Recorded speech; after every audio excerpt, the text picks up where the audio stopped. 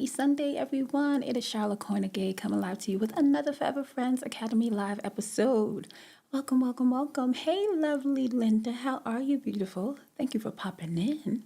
You're at the top of the podcast. Oh my goodness, it's my voicey, folks. Thai music is up in here. How you guys doing? Happy to see you all. Definitely came in at the tippity top. So I was just introducing myself. Just in case there's anyone new on the podcast, my name is Sharla Kornegay. I am an author, recording artist, creator of Interact Coaching and Forever Friends Academy, which is my group subscription-based membership where we talk about all things relationships. And this is my show, my podcast, titled the same, Forever Friends Academy. So welcome if you're new, if you found me. Hopefully you'll stay and you'll come back again. And to some of my repeaters like Ty and Lovely, always good to see you guys. I hope everything is well. And congratulations, Ty, on your, I don't know if your beautiful wife had her baby yet, but congratulations on everything.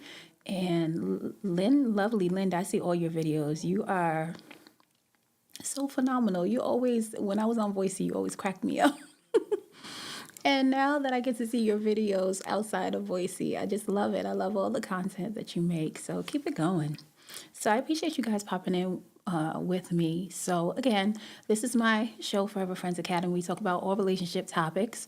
If you are new to the show, hopefully what you can get from me, and let me let you know what my aim is. My aim is to prayerfully let people believe that being able to get into a relationship and establish and develop relationships that do have longevity and can stand the test of time and last for a lifetime is possible in this current modern age.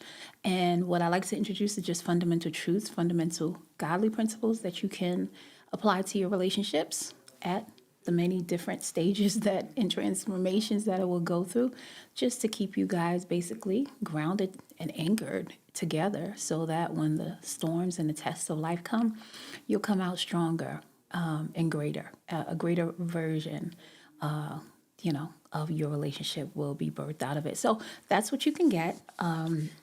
If you are interested in checking out any of my music, I am also an artist. On stage, I go by Sharla K. And just go to any of your music platforms and you can kind of peruse my music catalog. I did just release a song called God's Children. So definitely thank you for all of the people who took time to give me feedback about that song. It's actually a song that we wrote like many years ago.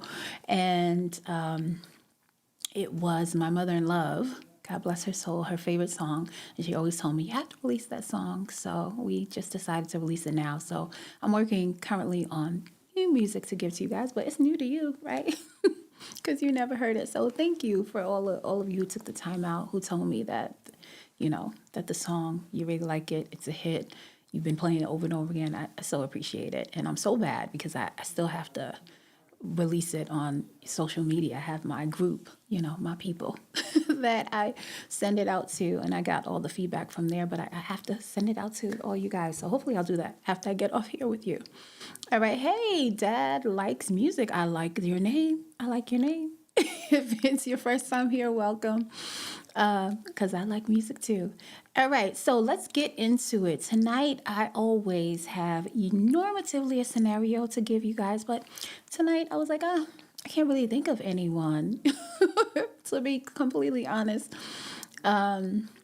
So I think what I'm going to do tonight, I used to come on and I would, which I still am taking questions from anyone who wants to provide me certain topics or questions that you have. And I would have the men ask the women questions and vice versa. And I'd have like a little jar and I would take those questions out and we'd answer them. So now that has kind of evolved to certain quotes or certain statements that I see. I'll present to you guys. You guys let me know what your thoughts are on it. So that's what we're going to do tonight.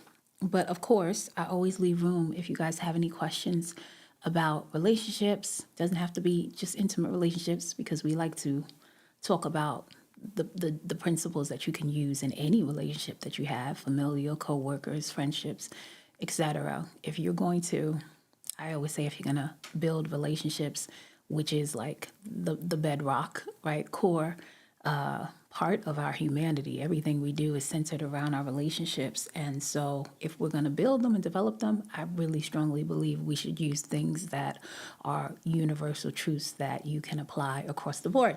So I'm going to say the first quote to you guys, and you guys let me know whether you think, one, it's a truthful statement, and two, do you think it is something that you can apply to your relationship?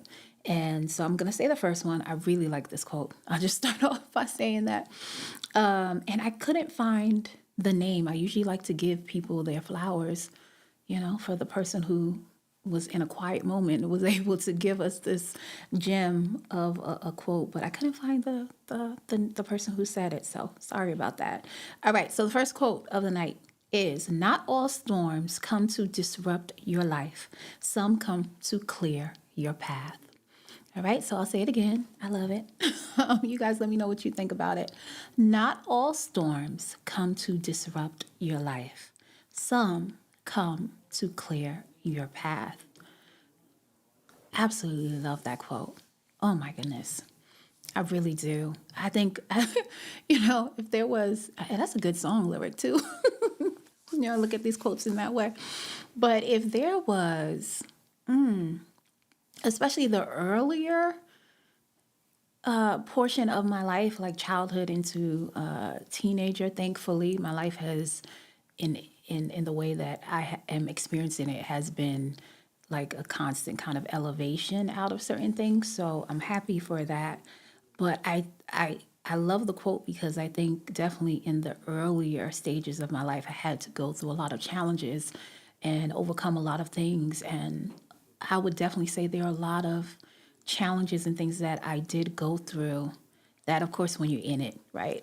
When you're in it and you're in the storm, you're feeling it, you don't necessarily always look at it like this quote is stating.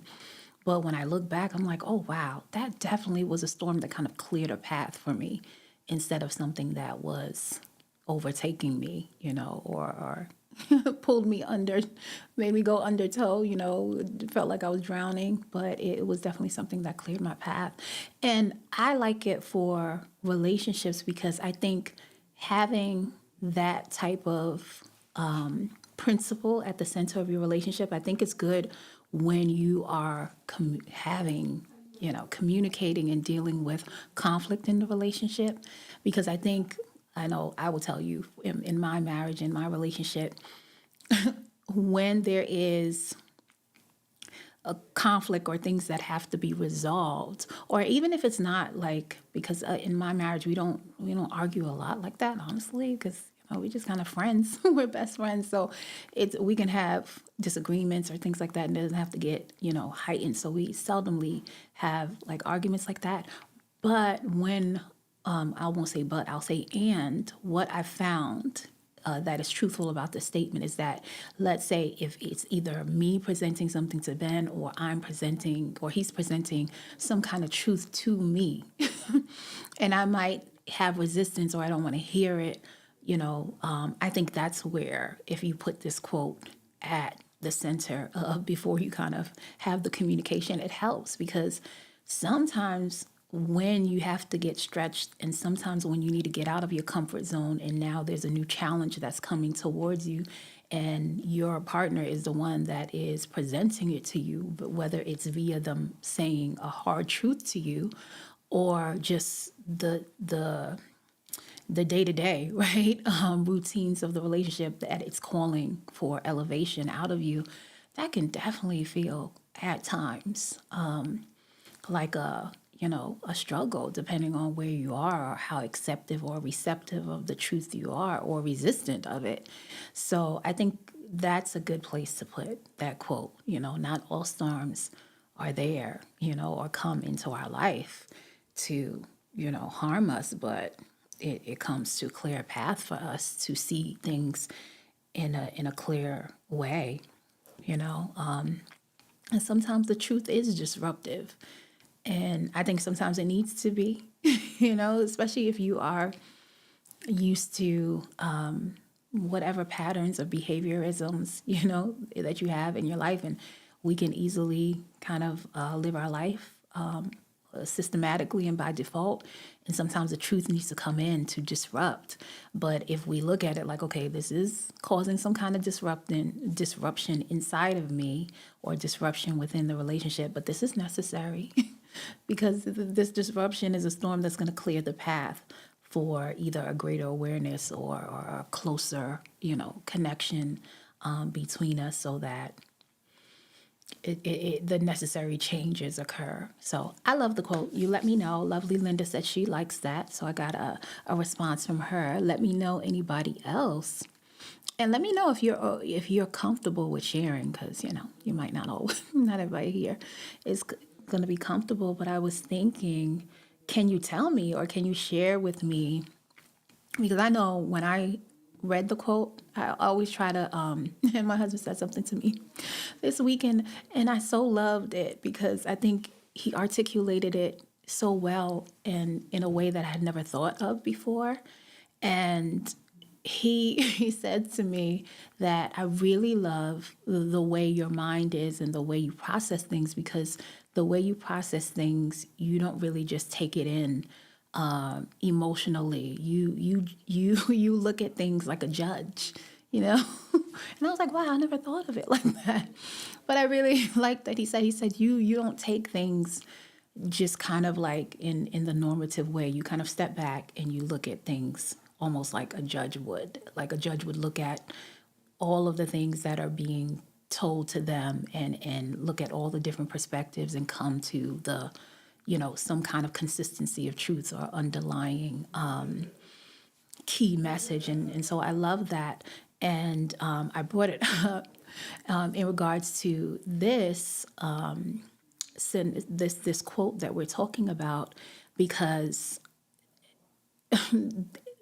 we were at an event this weekend, and in the beginning of hence the name of my show is called Forever Friends, because it actually came from a term. Well, actually, the term was different when we were younger. For those of you who might be new to the show, my husband and I started out in our forever friendship, as I deem it, at the age of 17, which was we were just developing our friendship. We didn't think that we were going to be together. But at that time, the way that he termed it, and I remember us having the conversation when we realized we were hanging out with each other and there was just like a natural chemistry. And every time we were in a big group of us hanging out, it would always end up me and him just kind of somehow, right? Everybody would kind of dissipate and disperse, and we would still be there, right? Kind of just locked in. And I think after a while we realized, okay, there's a potential here. There's a possibility, right? That we can develop this relationship and become more than friends. And at that point, when we started to notice and become aware of that, I had always been used to, like, I never liked the term talking. Like I'm a really black and white type of person, especially when it came to relationships, because I would see so many people in relationships that were just tumultuous, that just was not healthy. And so I wanted to do anything and everything I could possibly do to streamline, to where everything was clear and direct and to the point, and where there's not a lot of room for gray area and confusion. So I remember him having the conversation with me and saying, if we do explore, if there's a possibility for us to become more than friends, and that you could be a potential wife for me, because he made that very clear in the beginning that I'm looking for a wife, even at that young age of 17. He made it very clear for me, but he said, I've looked out and I've seen other people trying to do, and have relationships, and I see them taking on the title of either whether it was boyfriend or girlfriend, and they're putting all this weight on the title and not necessarily putting the necessary weight of looking in their relationship and seeing how it's functioning, and can they naturally flow with each other, and can they, he said, I'm specifically looking for a wife who can flow with me in God.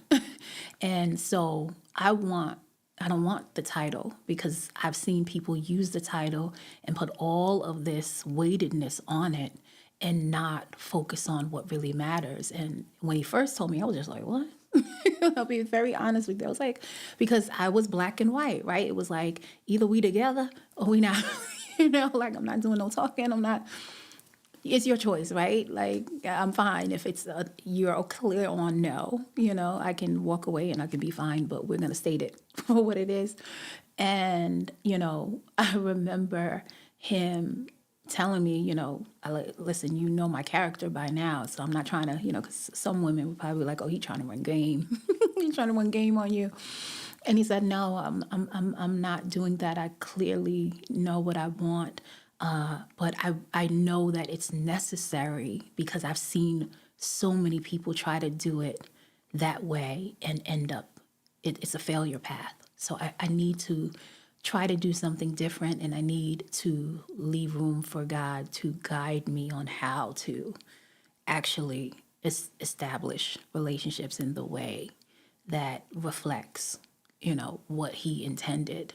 And so even though I was black and white, I still had, right, the kind of processing as I told you, he stated this weekend that I think of things like a judge where I'll step outside of what I think is true if someone presents a greater truth to me.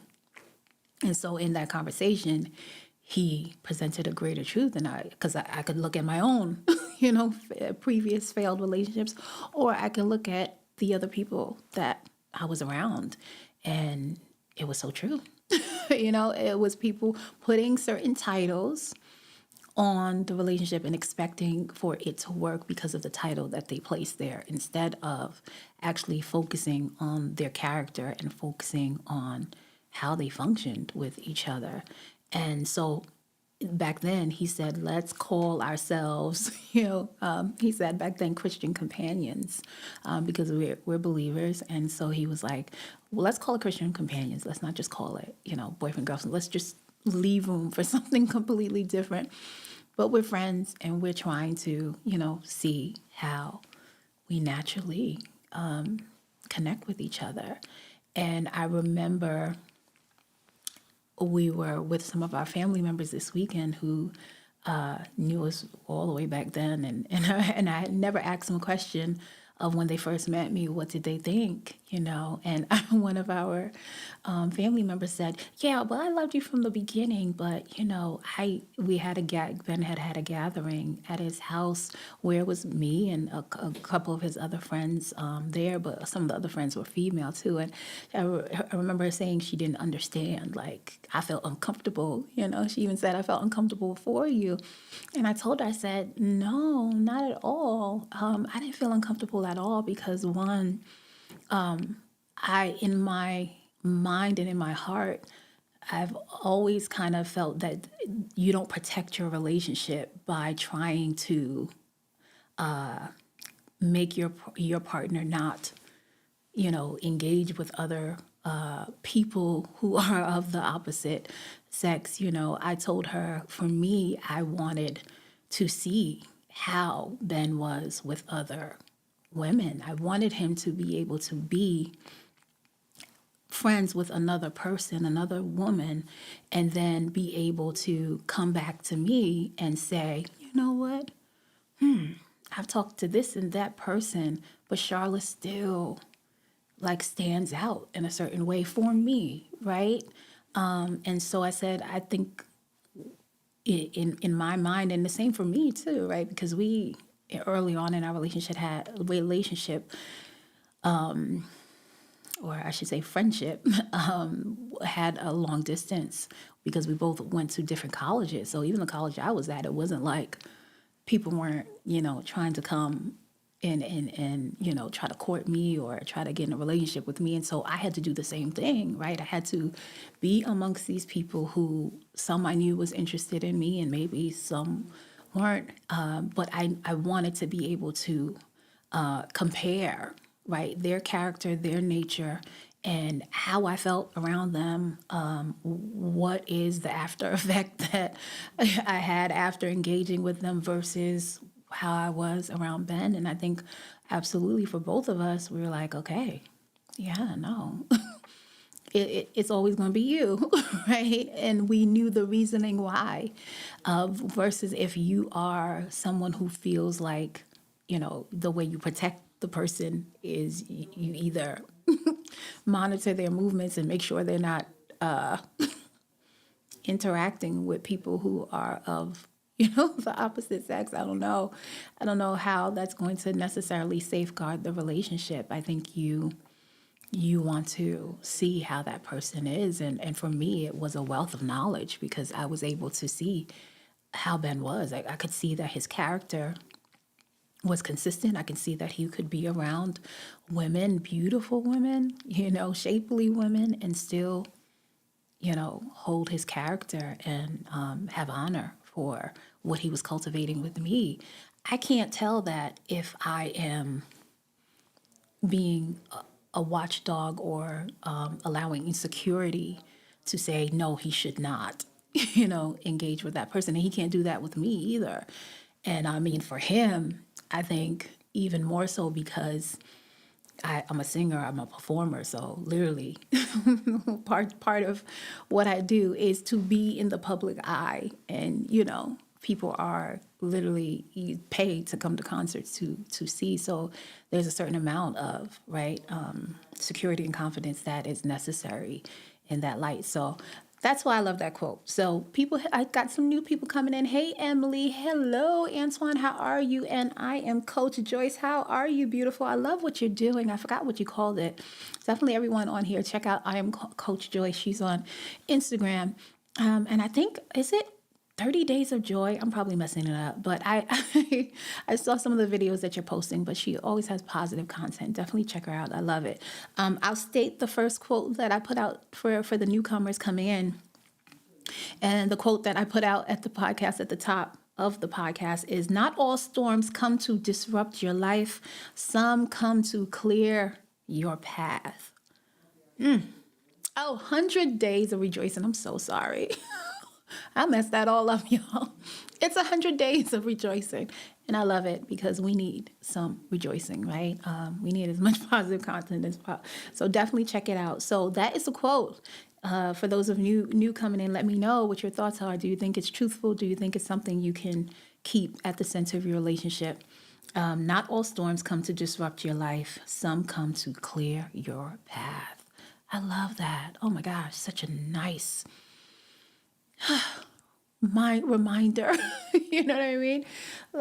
And I think if you think of that, then it's almost a way that no matter what the storm is, you can say, you're going to be a storm that's going to clear my path. You can actually already kind of determine the state or your conditioning, that, not to say that you're not going to go through different emotions while you're in the storm, but you can state what you are going to use every storm for, So I love it. So you guys let me know. I'm going to go on to the next quote of tonight. Those of you who might be new coming in, you can let it marinate. And then I will stop most definitely to read your answers. And I've got one. Emily said, I believe that there is light at the end of the tunnel. Yeah, right? Exactly. That's similar to that as well. Yeah. So that's what I love, and again, like I said earlier on to the other people who were on in the beginning, I think it's really good to keep in your relationship, especially when you're having those challenging conversations, right? Where the truth is, hard truth is being shared and dispensed between both of you. It's good to keep that there because you can go through many different emotions when you're having those tough conversations, and it can feel like turbulence. It can feel like a storm. But if you both deem that no matter what, what goes on in or how you navigate the conversation, that if it is feeling like it's turbulence, that it's going to be a storm that you're going to use to clear your path rather than, and not be afraid of the disruption. I think in life, sometimes we're afraid of disruption, and disruption is necessary. Disruption is necessary in life. You cannot take flight without turbulence, right? You cannot grow without being stretched and taken out of your comfort zone. So it's necessary, and I haven't found any person who's been able to kind of get to the other level without going through that process. So we'll see. Antoine says, yes, I agree. Oh, he agrees with Emily. Yes. And Emily also said, also, some of those hardships can shape you as a person and make you more decent. For sure. I always tell, I always tell everyone, that if I explain in detail my childhood and things that were going on, the people would probably, maybe some people would say, oh, that kind of sounds like dysfunction, but it'd be true. It would be true as far as like the setup. But I honestly would not trade my life or anything that I went through, because I just wouldn't be the person that I am today. Like, I wouldn't focus on the things that I focus on without going through some of those things. And I don't think that I also would be able to articulate it and have an energy and power that comes with it as someone who has gone through it, right?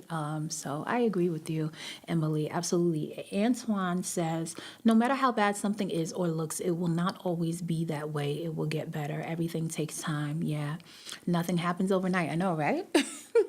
Except for some overnight oats. I know, I'm sorry, that was corny. It's been on my brain. Because I like oats. And I've seen, I don't know if any of you guys seen like the meal preps, people who are really great at the meal preps. They've been showing these overnight oats. So in my mind, I was like, I want to try it. I don't know if I'm going to like it because I really like oats warm or hot, But anyway, that's a side note. I don't know why I started talking to you guys about oats. But nonetheless, let's go on to the next quote of the night. Let's go on to the next quote. All right. So this is by Zig Ziglar, who I absolutely love, right? So he says, FEAR has two meanings: forget everything and run, or face everything and rise. The choice is yours. I love that one. Let me say it again. It's from Zig Ziglar. And it goes like this. FEAR has two meanings: forget everything and run, or face everything and rise. The choice is yours. What do you guys think about that one? I like it. I think it's necessary. I know for my husband and I, like with this life, that's what it is. We have committed and vowed to each other that no matter what comes our way, we're going to face everything and rise. To the point that I think when there were so many, when there were different like storms that were happening around us, I think some of our very close friends was like, are you guys okay?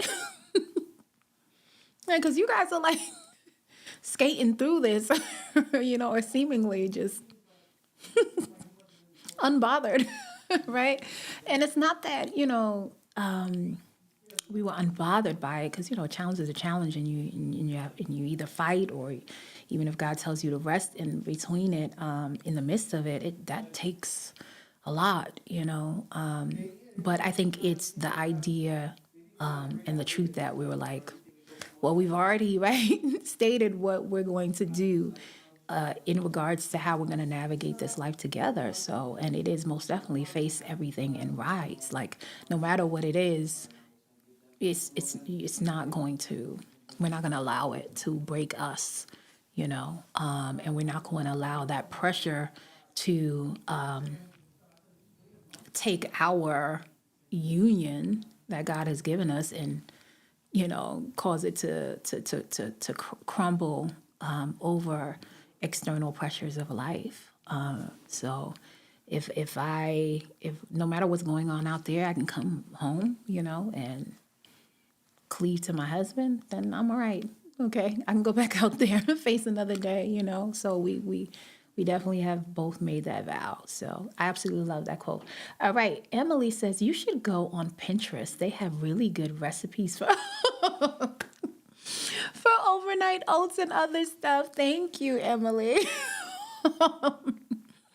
And mind you, I've seen some really good recipes. Like I love blueberries, cherries, and I think one had bananas in it. It's just a cold thing. Like I don't know if I'm gonna like it cold, but I just have to try it. That's all. But I shouldn't have even brought that up. It was the overnight thing that made me start talking about it. Hey, sipping tea with D. How are you, lovely? Antoine says, that is a great quote. I like that. I agree with that one. You have to face what you are going through. No one else can face it but you. Yeah, right? Absolutely. Absolutely. I love that quote. And I think definitely we need more of it. Definitely with the relationships in modern, right? In modern society, where it's like, okay, people are ready to hit the road, hit the road, Jack, right? And instead of like standing in the fire with each other, do a great escape and run rather, right? All right, so the third quote of the night is coming from an author that I love his book, The Alchemist. I've read that book I don't know how many times, but it's coming from Paulo Coelho. And it says, maybe the journey isn't about becoming anything. Maybe it's about unbecoming everything that isn't really you so that you can be who you were meant to be in the first place. I'll read that again because it's kind of long. Maybe the journey isn't about becoming anything. Maybe it's about unbecoming everything that isn't really you so that you can be who you were meant to be in the first place. Yeah. Let me know what your thoughts are on that quote. I like it. I've definitely had to go through my fair share of unbecoming. Oh, and especially in marriage. Oh my God, in a relationship. Ooh, the unbecoming. I think I wrote in my book, 7 Stages of Love and Relationships, that and Ben and I were, we were teenagers when we started out, so we didn't get married until we 7 years, right? We didn't get married until 7 years after because we were going to college and things like that.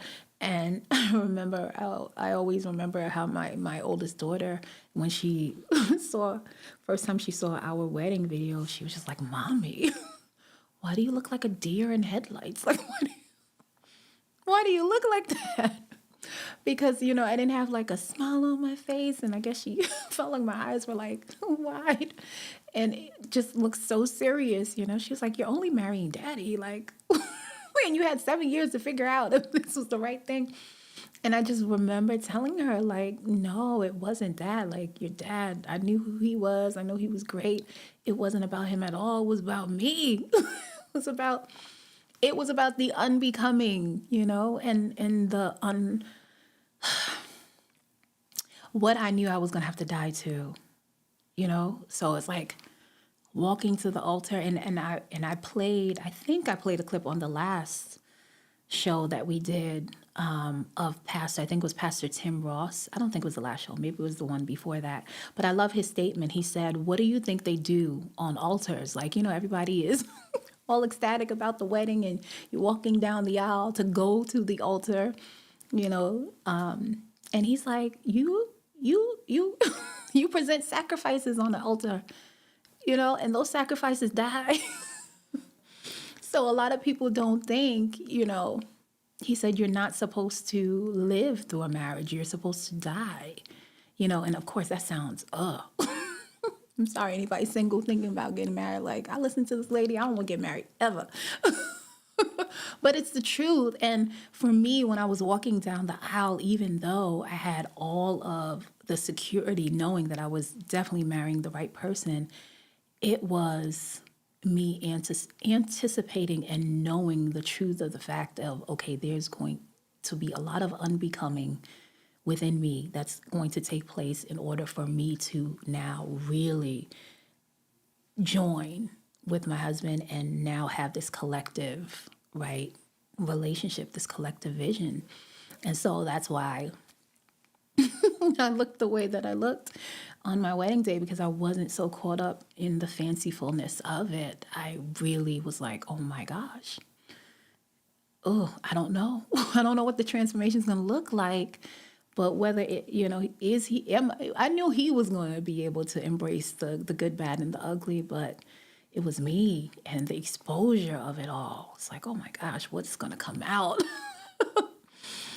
So I totally agree with that quote. Hey, little sis Maya, how are you? I am Coach Joy says, wow, so good. I also agree. We just, when we say we, like we're. I was the only one who read it. I just read a quote from Paulo Coelho, and I probably still said that wrong. And the quote goes like this: maybe the journey isn't about becoming anything. Maybe it's about unbecoming everything that isn't really you, so that you can be who you were meant to be in the first place. So, even though I looked like a deer in headlights on that day, knowing I was walking down the aisle to an altar, and you sacrifice on an altar, you lay things down, you die to certain things so you can, as this quote says, birth the things that are really you and true in nature. But, if anybody has gone through their own process of healing and growth, that process doesn't always feel good. Oh my gosh. And much less knowing you're going to have your spouse or your partner there that's going to be a constant mirror watching you go through. Dying to things that just are not ones even serving you individually, right? But definitely will not serve the relationship. And on the other side of the things, it's great, right? Because I think at the core of all of us, we just want to be who we really are, and not all of the different things that either through conditioning, environmental learning, our own defense mechanisms, we don't really want to exist in that way. So I like the quote. Absolutely. Maya says, that's that spiritual intel. Yeah, absolutely. Antoine says, I agree with you. That's a good quote. Emily says, maybe you adopted some traits that are unlike you in order to appeal to some people. Yeah, that's true. So in this journey, you're unlearning those traits and then anticipating your own then adopting your own natural traits. Let me read that again. So in this journey, you're unlearning those traits and then adopting your own natural traits. Yeah. And I think the best of the relationships that you have, whether it's intimate, like marital relationships or long term relationships, I think the best friendships do that. The best familial relationships, the family members that you feel like are the closest to you do that, right? They bring those things out in you. And, I'm definitely fortunate. I'm grateful for the people in my life who have allowed me to do that, giving the space to not only have faith in me enough to tell me the truth with love, but also provide space and room for the unlearning of those things, and then fully embrace, when I've peeled a lot of the onion and the true me in my core comes out. So thank God for those people, right? Who walk with us in that process. And so I definitely think a marriage most definitely should do that. But like I said, any other relationships too, that can happen in many different relationship dynamics. So yeah, unbecoming. All right. The next one that I have, you guys, is, I like this one too. I guess I've liked all of these that I presented to you. I have to consciously pick ones that I don't like because I think clearly I'm bringing it up because these are things that quotes or statements that I've seen that definitely resonate with me in some way. So I got to make a little note in my mind. But I think I do that when I presented the scenarios to you guys so that we can have conversation, but I'll put a note for the quotes. All right, the next one is the reason facts don't change most people's opinions is because most people don't use facts to form their opinions. They use their opinions to form their facts. Let me state that one again. The reason facts don't change most people's opinions is because most people don't use facts to form their opinions. They use their opinions to form their facts. And I believe that's from Neil Strauss. What do you guys think about that? And I'm so curious, as I always am.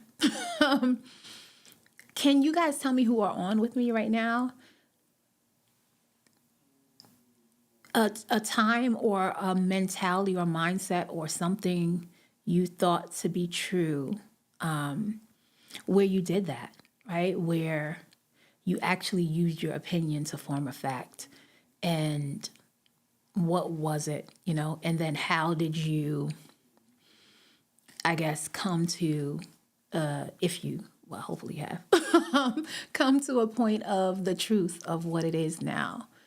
So I'll give you guys an example, and for those of you who have been on the show since the beginning, I put out an example of when Ben and I started our forever friendship, right? How I was so black and white, and I had all of the justification in my brain as to why this strong opinion that I had was right? One, I need to protect myself because I don't have, my father passed away. I don't have uncles. I don't have anybody to tell me how to engage with the opposite sex so that I don't get hurt. And I'm looking out, I'm peering out, and the women I'm seeing are getting hurt, right? And so I need to arm myself, streamline this process so that I don't get any unnecessary hurt, right? And so for me, things like quote unquote talking and how people kind of view that, I'm like, no, we're not doing that. Let's just either you like me, you're for me, you're with me, we're together, or we're not. There's like no gray area in between. And that is said from the beginning, and so that was something that I created as a kind of like a defense mechanism so that I wouldn't get hurt. And when I met Ben, he came with more of like a fundamental truth of how relationships really do develop.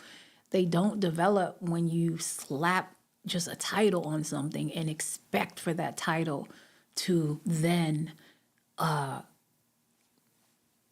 help people or inform the people how they're supposed to function in that relationship. We know that's not true because people get married and there's infidelity, or they get divorced, or let's not even take it to marital situations or intimate relationships. Let's just say people who are biological family members of yours, right? There are people who are mothers who don't necessarily mother. There are people who are fathers who don't necessarily father, right? Or aunties or uncles. Just because the title, right, is there does not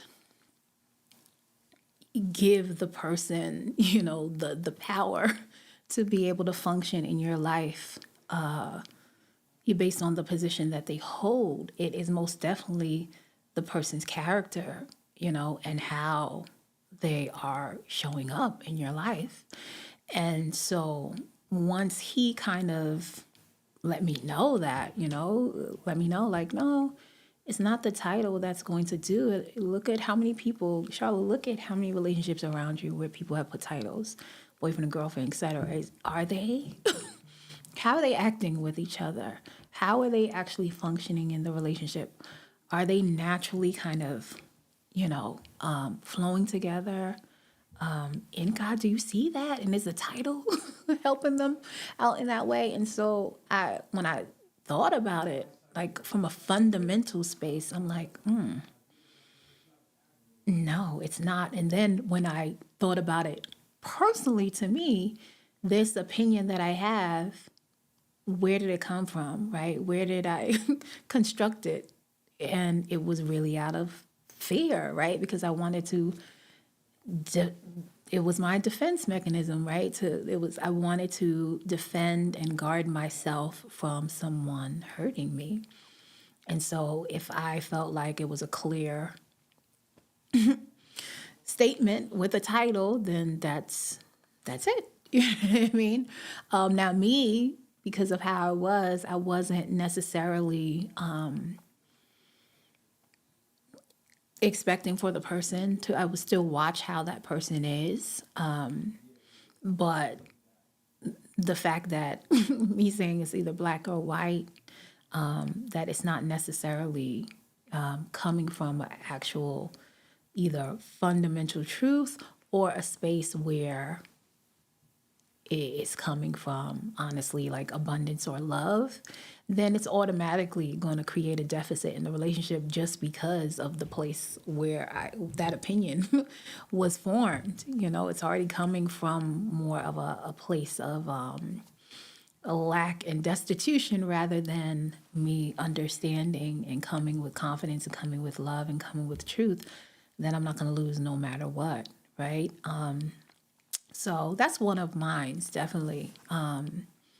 That was an opinion that I made fact in my mind. And then when a greater truth came to me via Ben at that time, I adopted, the truth that he gave me because it was a greater. And I'm grateful for it because it definitely afforded us to develop our relationship in a better way. Hey, I am Persevere. How are you? Emily says people don't like to be told that they're wrong. So, of course, they're going to tell themselves that their opinion is correct. Yeah, that part too, right? That part too. That part too. That's what I always say on this show. The best thing you can do if you want to be one of the best things that you can do if you want to be successful at relationships, whether it's intimate or any other relationship, is just to become best friends with the truth, right? Like don't resist or rebel from the truth. Be comfortable with hearing the truth, whether it is you telling it to yourself, I think that's a great place to start. You telling it to yourself, but as well as definitely maybe family members or friends that you have. The more acclimated you are and comfortable with hearing the truth from, whether it's you telling it to yourself or your family members or friends, and when your person comes in your life, the person that you choose to navigate life with, when they present it to you, then it becomes easier to kind of like swallow it and to become accountable or become responsible because you became best friends with the truth, and so you use it for your best benefit. You don't think of it as something that's coming to expose you and what's the word I'm looking for, like embarrass you or demean you or anything like that. You know that the truth is kind of necessary exposure, so that you can kind of see yourself and what you're doing and your actions in the proper light. So I agree with you, Emily, for sure. But that's one thing. That's definitely one thing. I'm trying to think of another thing where I had an opinion where I made it fact. I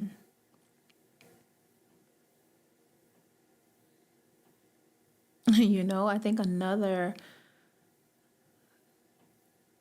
place where I did that, and that was like at a very young age. I think because I grew up not having masculinity, right, seen in my household because my father passed away when I was young and my uncles weren't really present.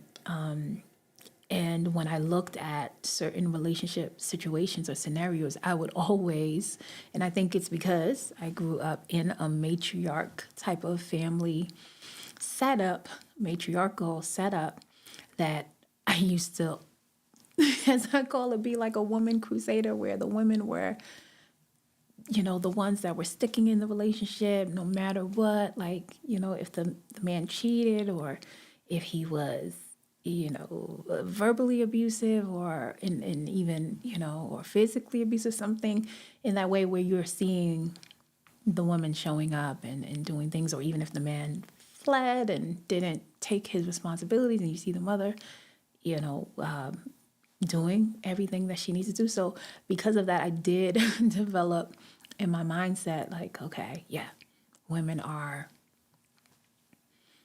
the ones that stick around and they try to do the best that they can, and then the men are the predators.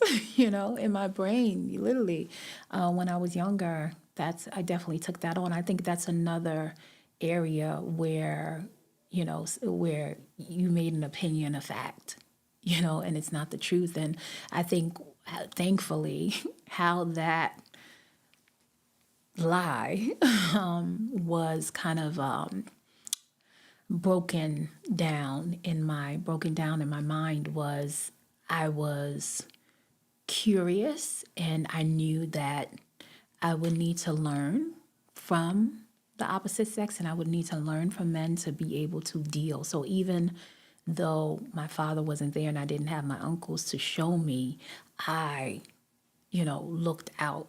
I requested in my own prayer to God for him to send me angels, and for him to help me to become aware and become observative when I would be around the male presence, to learn from them. And because of that curiosity, even though I had that falsehood about men in my mind and feeling like they were the the culprits and women were just kind of like, you know, the victims, because I was open in my mind to discovering all of it, right? Good, bad, and ugly.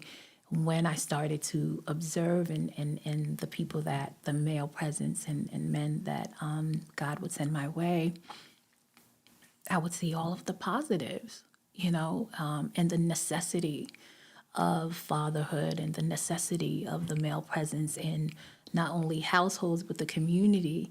And then I also would start to question, if it's just a man, what's going on, right? Like if there would be situations that would occur and the woman would stay, you know. And so the truth came in that no, it's not just one culprit. It takes two people, you know, to make a healthy relationship. It takes two people also to kind of create toxic patterns and cycles and things like that. And so it opened up my eyes more. And thankfully, that falsehood, that opinion that I, you know, cultivated in my mind, thankfully, was the truth.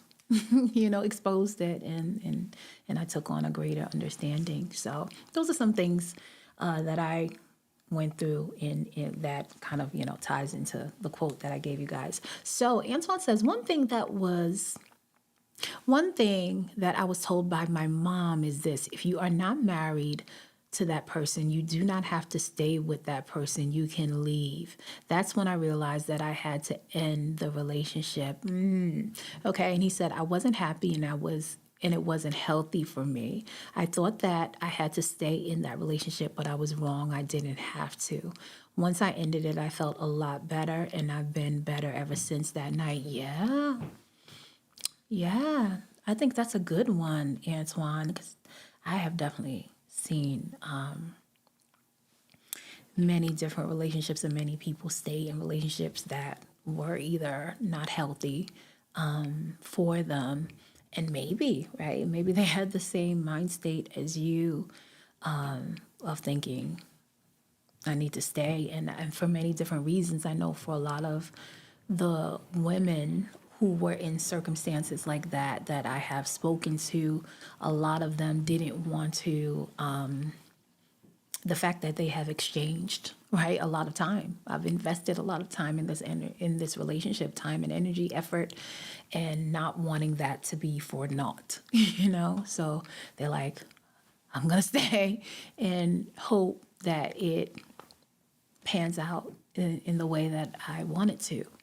And yeah, so yeah, I think that's a good one, Antoine, for sure. That I think a lot of people might have fell prey to in thinking, you know, and making that a fact rather than something that you've concocted, it within yourself and made you feel like you had to stay in something that you didn't make a vow to. And that's another reason why I appreciated what Ben presented to me in the beginning, because he stated to me, and I think that's better. I think it's better, instead of just slapping a title on something, you telling the person, this is what, imagine if you went to a job interview and employment, they just told you your title, but they didn't tell you the things, right, or how you were going to function in that company.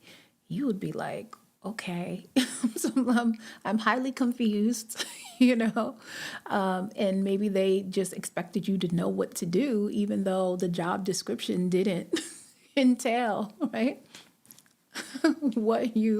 how you were going to function in this company. And I think, unfortunately, that's what happens with us when either relationships are not discussed early on in the household, how it looks, how to establish and create healthy relationships. And then we go out and we slap these titles and we expect for the title to help us understand how we're supposed to function in it. And when Ben presented it the way that he presented it to me in our early friendship, I appreciated it because he told me exactly what he was looking for. He said, I'm looking for a wife. I'm not playing no games. And this is specifically the type of wife I'm looking for. One that can flow with me in the truth of God. I want to see if it can be a natural, organic way that we can, harmonize and work together without the pressures of a title. Because that will allow me to see your character and your nature, your true nature, So I like what you said. I like that example that you brought up. Thank you, Antoine, for sharing, because it's true. There are probably people now, today, right, still investing into relationships that don't necessarily serve them because of that. Hey, beautiful Kendra, how are you, lovely? She said, what is your quote for tonight? See, Kendra, no. I put our quote. I would tell you, lovely. And tonight is a little different. I've said like multiple quotes, but I'll tell you the last one that I that I just read. The last one that I just read states, the reason facts don't change most people's opinions is because most people don't use facts to form their opinions. They use their opinions to form their facts.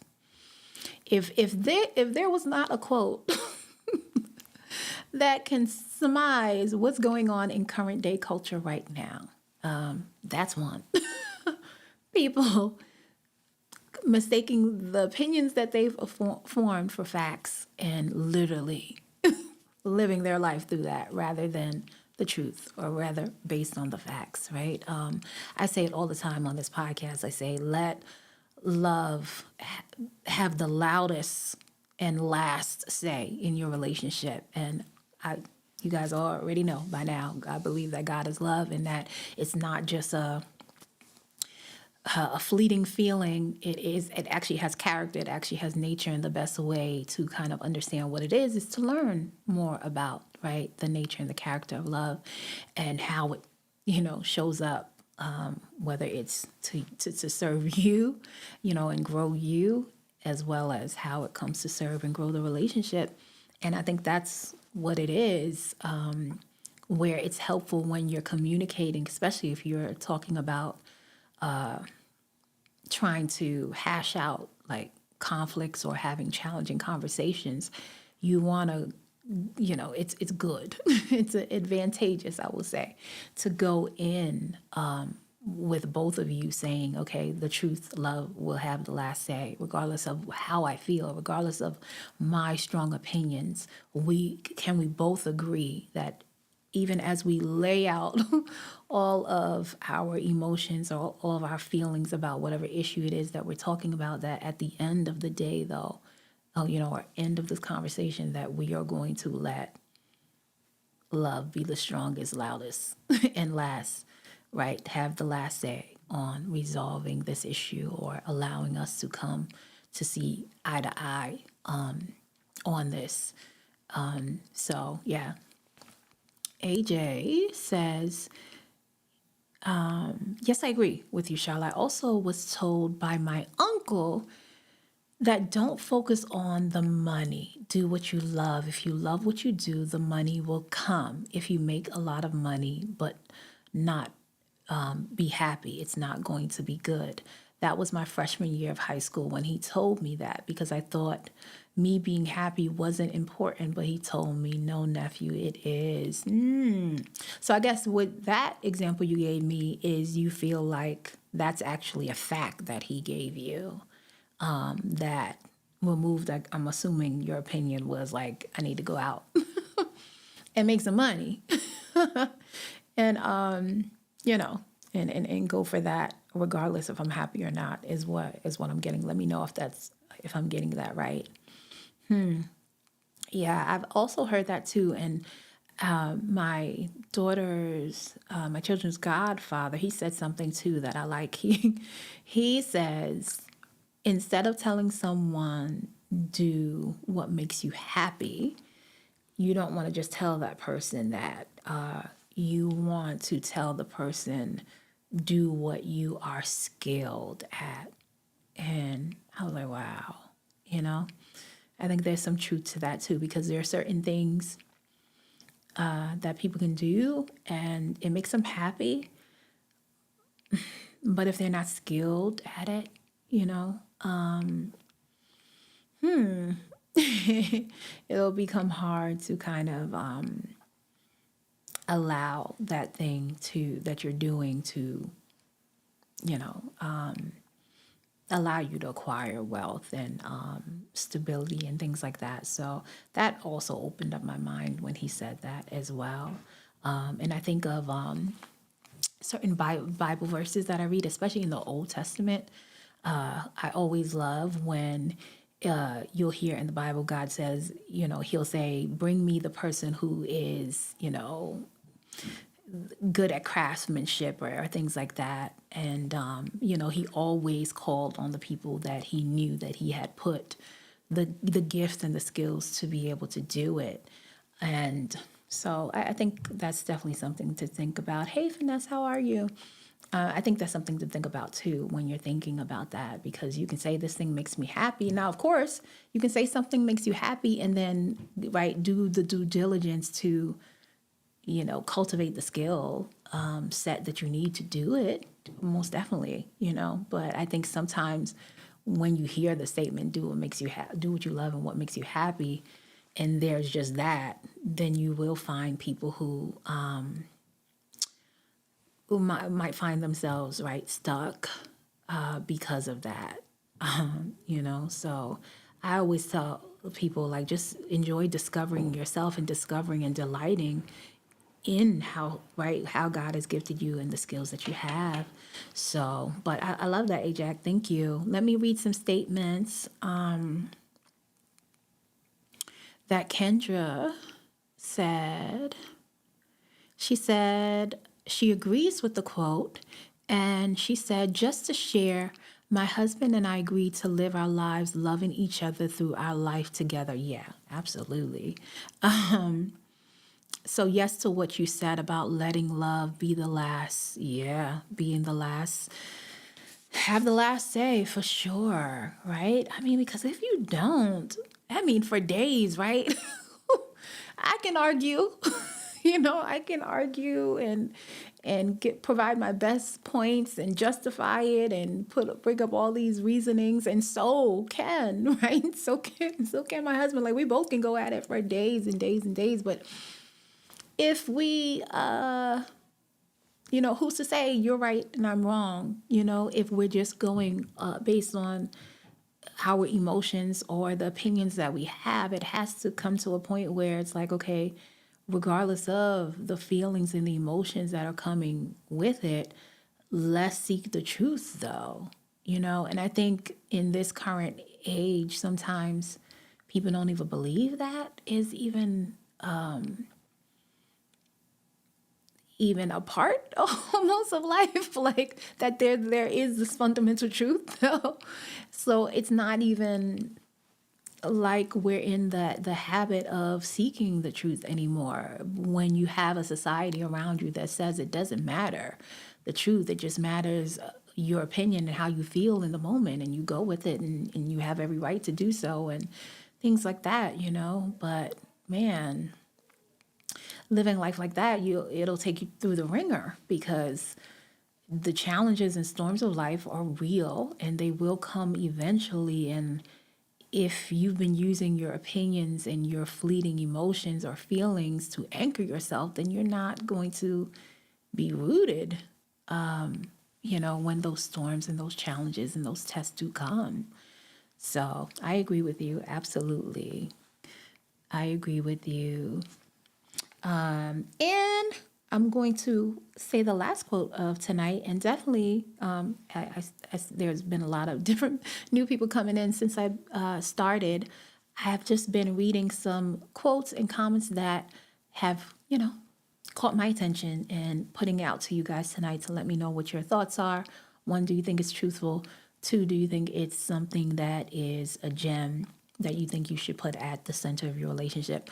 However, I am also leaving room for anyone who has questions tonight about anything in regards to relationships. Doesn't have to be just marital relationships. It could be things you're working out within your family or friendships, etc. So just wanted to put that out there for the new folks that came in. And I will say the last quote of the night, and I said this about every quote, right? I really love this quote, but I really do love this one. Because I find myself having to remind myself of this a lot. So I will read it. The quote goes like this: I will never have this version of me again. Let me slow down and be with her. Right? And of course, if you're a gentleman on here, we can just replace her with him. I will never have this version of me again. Let me slow down and be with him. All right. That is the last quote of tonight. Let me know what your thoughts are on that one. I absolutely love it. And I believe it's from Rupi Kaur, Kaur, because I'm probably pronouncing it wrong, right? So I will never have this version of me again. Let me slow down and be with her or be with him if you are a gentleman in here. Man, I think this one is really important. I just recently went to a funeral because we lost a loved one recently in our family, and you always go to funerals, and it always reminds you of how fleeting life is, and how sometimes we can forget, especially if you're on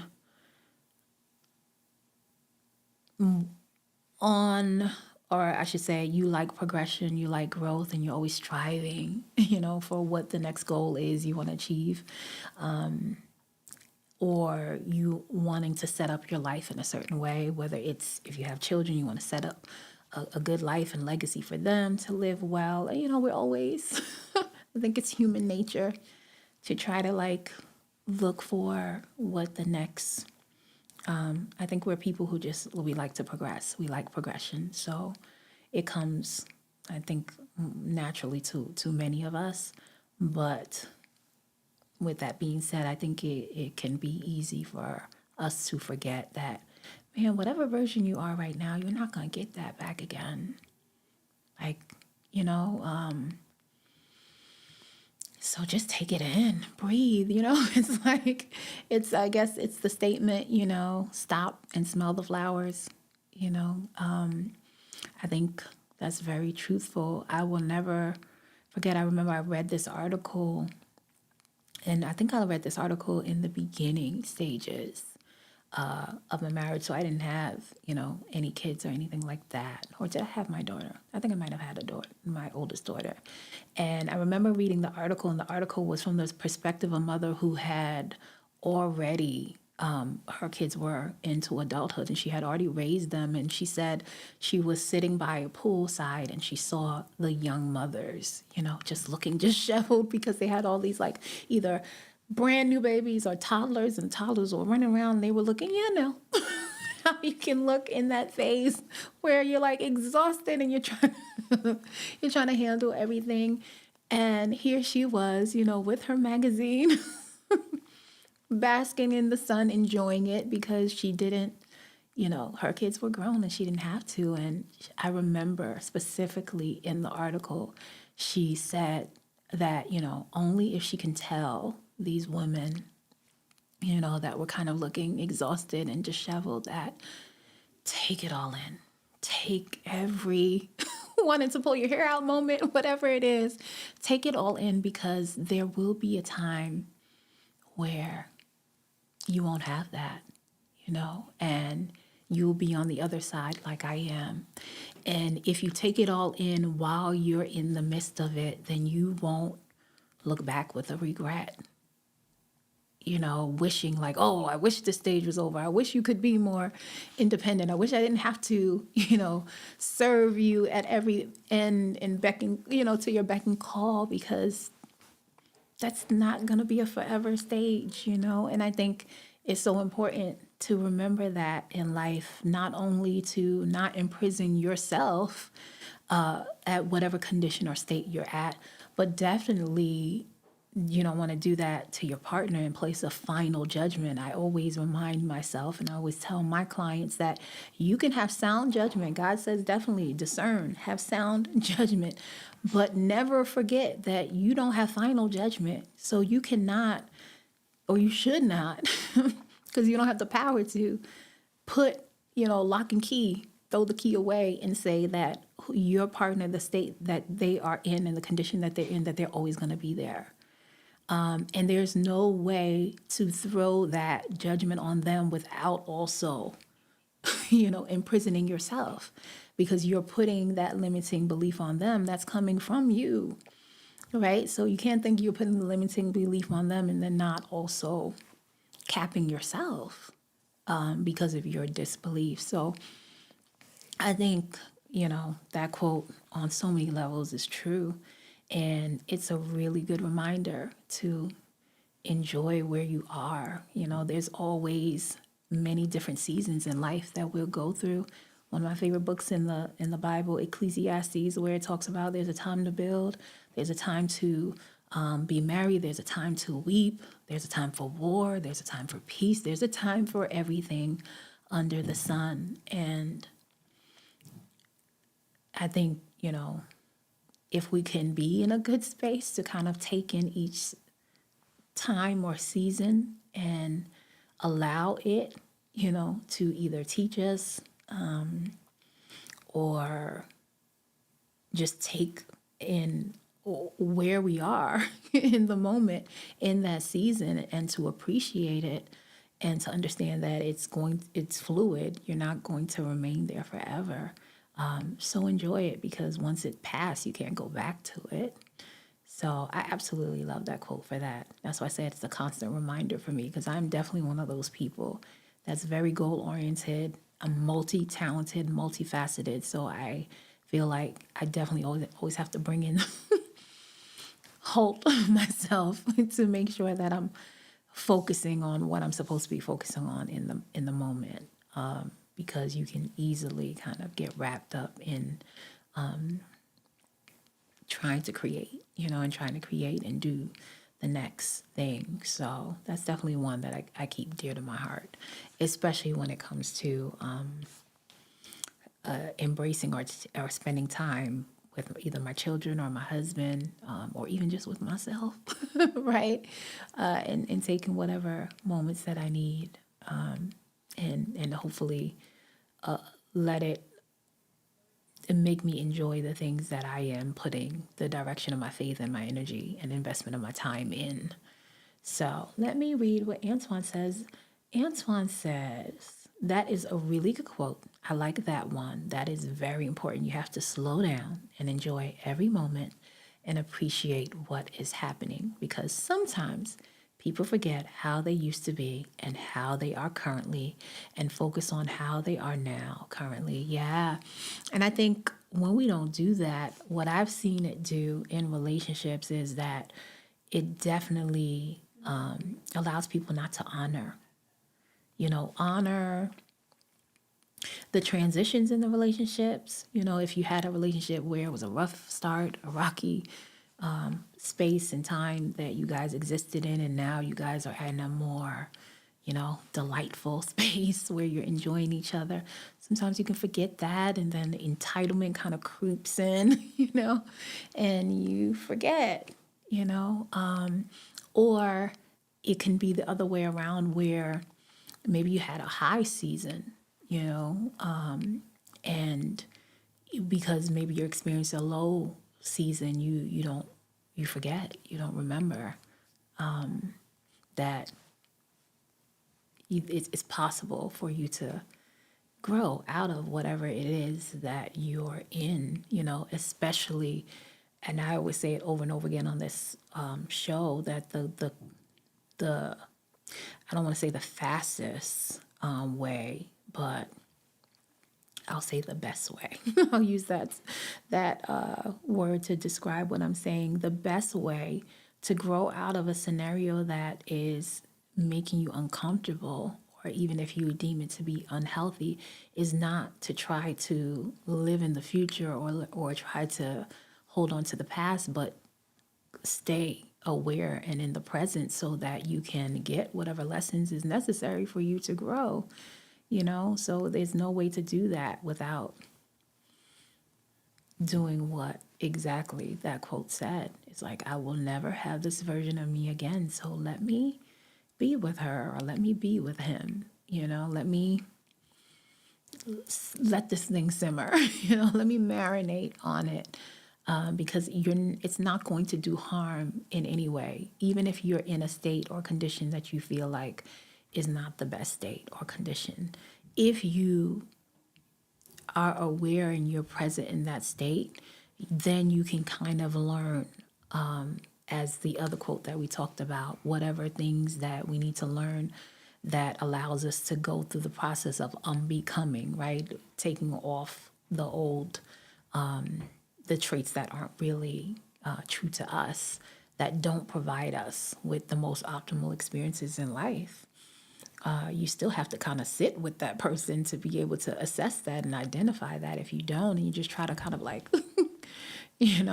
just allow it to stay murky and kind of just try to race right over it, then you don't extract the lessons and the gems that you need to continue to move on or grow through. So absolutely. So great conversations tonight, guys. Thank you for all of your feedback that you all gave to all of these different quotes. I liked all of them. All of them had different gems. Hence why I wanted to bring it to you guys. So I'm going to leave some space and time. If you guys have any other questions, relationship questions, and I will answer it before we get off. But I'll let you guys go. It's a holiday for some people. Hopefully that means you can have like a nice restful night and a nice relaxing day tomorrow for those who do have off. So I'm not going to keep you guys too much longer, but I am going to give a moment to see if anybody has any questions in regards to relationships. But thank you. Everybody came in, had some new folks come in today. I so appreciate. Again, if you're on still and you heard anything tonight that resonated with you that you like, definitely I would appreciate if you go to my YouTube channel and subscribe to my Forever Friends Academy. Subscribe. It's free. It takes about like a second of your energy. So I'd appreciate it so that, that the content can be spread. Definitely like, comment, spread it, so that anybody who you feel like would feel like it's enriching content can hear it. So I appreciate you guys. So I'm just seeing, just in case, let me make sure there are no questions that I'm missing before I get off with you guys. I don't think I'm missing any.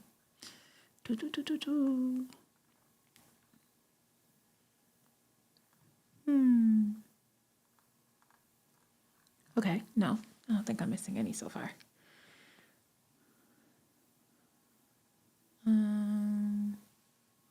Okay, yeah, I think I'm good. I wanted to give you guys a couple of minutes just in case you had any questions. But I don't think I have any questions coming in. So I will, God willing, be with you guys on Thursday.